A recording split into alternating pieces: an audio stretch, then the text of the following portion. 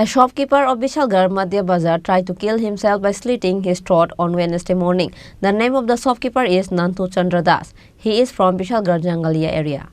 On Wednesday morning, a shopkeeper named Nantu Chandra Saha from Jangalia area of Vishalgarh committed a suicide attempt. He has a shop at Vishalgarh Madhya Bazar area. Later, the family members saw the incident and brought him to Vishalgarh hospital. But as he was in a critical condition, the doctors on duty referred him to Agartala Hapania Hospital.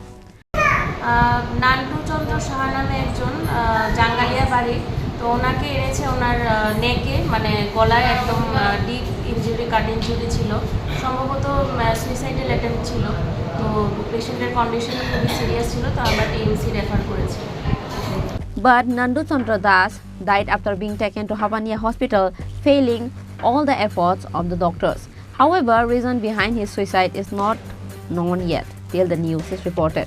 A shadow of grave cast over all the shopkeepers of Vishalgarh Madhya Bazar area on this day.